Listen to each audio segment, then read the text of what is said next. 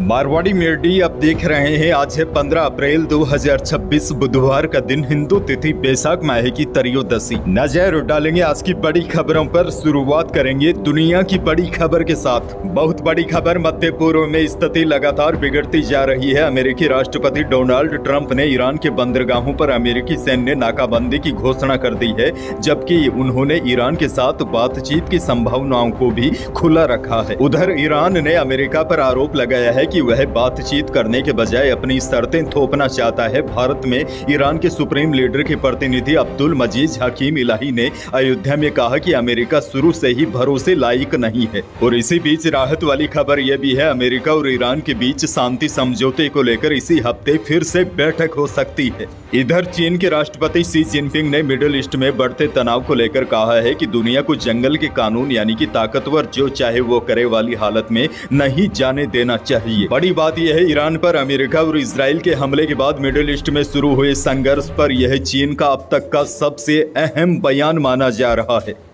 एक और बहुत बड़ी खबर, पीएम मोदी और अमेरिकी राष्ट्रपति डोनाल्ड ट्रंप के बीच करीब 40 मिनट तक फोन पर बातचीत हुई। अमेरिका ईरान सीज फायर के बाद दोनों नेताओं के बीच यह पहली बातचीत है। दोनों नेताओं के बीच काफी लंबी यानी कि काफी देर तक बातचीत हुई। फोन कॉल के दौरान पीएम मोदी ने ट्रंप से कहा, भारत के लोग आपको पसंद करते हैं। वहीं मीडिया रिपोर्ट्स के मुताबिक दोनों नेताओं के पश्चिमी एशिया की स्थिति और शांति बहाल करने की जरूरत पर भी बात की है।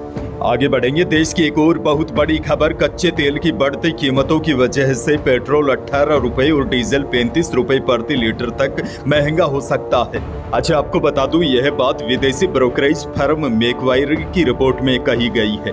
मैकवायरी ने अपनी रिपोर्ट में कहा है कि क्रूड ऑयल महंगा होने के बावजूद देश में पेट्रोल डीजल की कीमतें इस तरह है, इससे कंपनियों को नुकसान हो रहा है। ऐसे में पश्चिमी बंगाल सहित 5 राज्यों में चुनाव खत्म होने के बाद कंपनियां दाम बढ़ा सकती है, क्योंकि तेल कंपनियों को भारी नुकसान का सामना करना पड़ रहा है। बड़ी जानकारी यह भी आ रही है, जानकारी यह भी बताते हैं, स्ट्रेट ऑफ हॉर्मुज के प्रभावित होने की वजह से सिर्फ तेल और एलपीजी की नहीं, सल्फर की भी समस्या खड़ी हो सकती है, क्योंकि सल्फर आज के समय में फर्टिलाइजर्स, बैटरी, केमिकल्स, मेटल्स और सेमीकंडक्टर्स के लिए काफी जरूरी है। यूरिया से कंप्यूटर चिप्स तक के लिए सल्फ्यूरिक एसिड काफी जरूरी है। ऐसे में सीधा सा मतलब यह है, सल्फर की आपूर्ति प्रभावित होने की वजह से खाद की कीमतों पर भी असर दिखेगा। इससे किसानों के सामने नई समस्या खड़ी हो सकती है। बड़ी खबर ये भी देखिए, ईरान समेत पूरे पश्चिमी एशिया में तनाव से जो हालात पैदा हुए हैं, उसके चलते आम भारतीयों का घरेलू खर्च बढ़ रहा है। रसोई से लेकर कपड़े और घरेलू उपकरणों तक हर चीज या तो महंगी हो गई है या उनके दाम बढ़ने की आशंका गहरा रही है। कच्चे तेल की बढ़ती कीमतों ने एक साथ कई मोर्चों पर दबाव बनाया है। EY इंडिया का विश्लेषण कहता है कि यह असर अगले 2 साल तक बना रह सकता है। बहरहाल आगे बढ़ जाते हैं, राजस्थान से बहुत बड़ी खबर, डॉक्टर भीमराव अंबेडकर की जयंती के अवसर पर सीएम भजनलाल शर्मा ने नगरीय क्षेत्रों में 200 ई-लाइब्रेरी खोलने की बड़ी घोषणा की है। प्रदेश में प्रतियोगी परीक्षाओं की तैयारी कर रहे युवाओं को इससे सबसे बड़ा फायदा मिलेगा। इसके साथ ही मुख्यमंत्री ने अनुसूचित जाति के युवाओं के लिए अंबेडकर पीठ मुंडला जयपुर में अंबेडकर आवासीय कोचिंग केंद्र खोलने की भी घोषणा की है। सीएम भजनलाल शर्मा ने कहा कि हमारी सरकार के 2 साल में उठाए गए कदमों का परिणाम है कि प्रदेश में अनुसूचित जाति और जनजाति पर हो रहे अत्याचारों में 28% की कमी दर्ज की गई है। खैर आगे बढ़ेंगे, एक और बहुत बड़ी खबर, पूर्व सीएम अशोक गहलोत ने स्थानीय निकाय और पंचायती राज संस्थाओं के चुनाव समय पर नहीं करवाने के मामले में राष्ट्रपति और राज्यपाल से हस्तक्षेप करने की मांग की है। गहलोत ने कहा, राजस्थान की बीजेपी सरकार जानबूझकर पंचायती राज और शहरी निकायों के चुनाव नहीं करवा पा रही है। गहलोत बोले, ये सीधा अम्बेडकर के उसूलों के खिलाफ है, ये संवैधानिक संकट से कम नहीं है। अच्छा देखिए, इससे पहले राजस्थान के पूर्व मुख्यमंत्री अशोक गहलोत ने एक बार फिर साल 2020 के राजनीतिक संकट को याद करते हुए भाजपा और उसके नेताओं पर निशाना साधा। उन्होंने मंगलवार को डीडवाना में अंबेडकर जयंती पर आयोजित कार्यक्रम में मंच में बीजेपी के साथ इशारों ही इशारों में सचिन पायलट पर भी तीखा हमला बोला। एक और बड़ी और बेहद ही काम की खबर, राजस्थान के सीमावर्ती इलाकों में रेल नेटवर्क को मजबूत करने के लिए 3 अहम रेल परियोजनाओं पर तेज गति से काम जारी है। इन परियोजनाओं की कुल लंबाई 827 किलोमीटर है। इन योजनाओं का उद्देश्य बॉर्डर क्षेत्रों को देश के मुख्य रेल नेटवर्क से जोड़ना है। इसी के तहत रेलवे ने 187 किलोमीटर लंबी नई रेल लाइन का प्रस्ताव तैयार किया है, जो अनूपगढ़ को बीकानेर से जोड़ेगी। इस परियोजना की विस्तृत रिपोर्ट बनकर तैयार हो चुकी है। अब इसकी मंजूरी अंतिम चरण में है। इसी के साथ जैसलमेर और बाड़मेर क्षेत्रों को भी इन योजनाओं से बड़ा लाभ मिलने की उम्मीद है। 380 किलोमीटर लंबी जैसलमेर भाबर भीलड़ी बाड़मेर के रास्ते और 260 किलोमीटर लंबी खाजूवाला जैसलमेर रेल लाइन के लिए अंतिम सर्वे का काम जारी है। देखिए, यह परियोजनाएं पूरी होने के बाद रेगिस्तानी क्षेत्रों में यात्रा और माल ढुलाई दोनों ज्यादा आसान हो जाएंगे।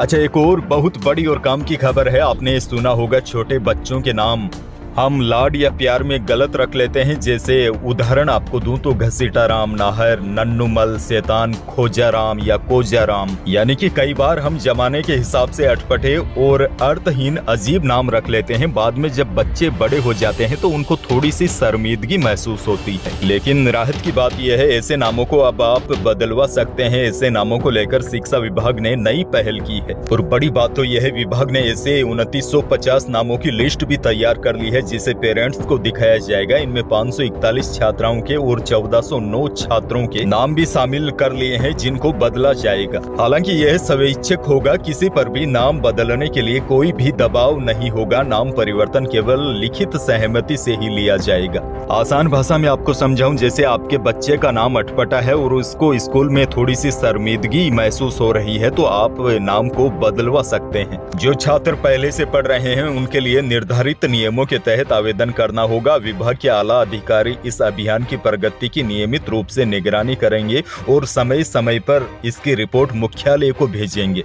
एक और बड़ी और दुखद खबर, अलवर में दिल्ली मुंबई एक्सप्रेसवे पर हुए बस ट्रक की टक्कर में 3 लोगों की मौत हो गई। हादसे में 30 से ज्यादा बस पैसेंजर्स घायल हुए हैं। एक्सीडेंट अलवर जिले के राजगढ़ थाना क्षेत्र में मंगलवार सुबह करीब 6 बजे हुआ। पुलिस के अनुसार बस उज्जैन से दिल्ली जा रही थी। आरोप है कि बस ड्राइवर की लापरवाही के कारण केमिकल से भरे खड़े ट्रक में बस जा घुसी। बताया जा रहा है ड्राइवर को नींद की झपकी आने की वजह से यह एक्सीडेंट हुआ है।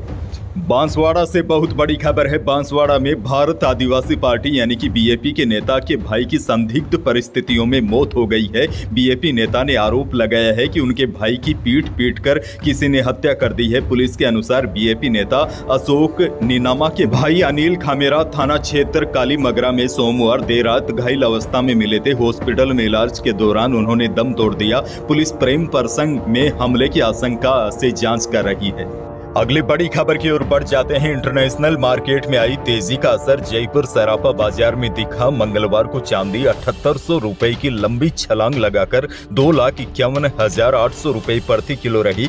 शुद्ध सोना भी 900 रुपए बढ़कर 1,55,000 रुपए प्रति 10 ग्राम रहा और 22 कैरेट यानी कि जेवराती सोना भी 900 रुपए तेज होकर 1,45,000 रुपए प्रति 10 ग्राम रहा।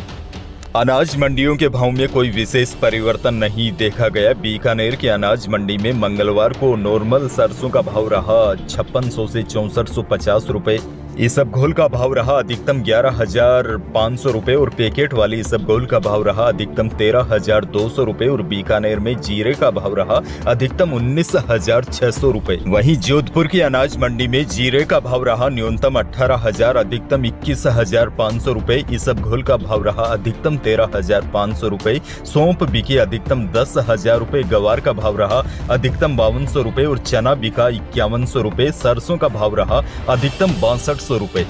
मौसम को लेकर बड़ी खबर है। राजस्थान में गर्मी के तेवर तेज हो गए हैं। मौसम विज्ञान केंद्र जयपुर ने राज्य में अगले 4-5 दिन आसमान साफ रहने और तेज गर्मी की आशंका जताई है।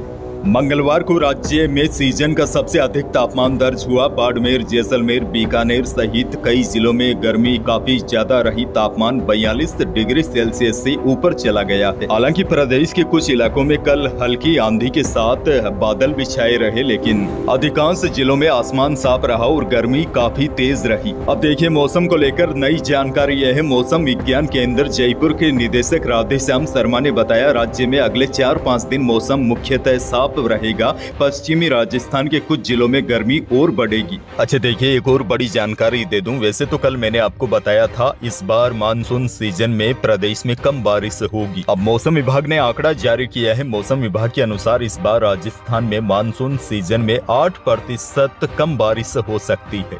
तो यही थी प्रदेश और देश की आज की बड़ी और महत्वपूर्ण खबरें। वीडियो को लाइक करना बिल्कुल न भूलिए। चैनल पर नए हैं तो सब्सक्राइब जरूर कीजिए ताकि आप अपडेट रहे बड़ी और काम की खबरों से। धन्यवाद।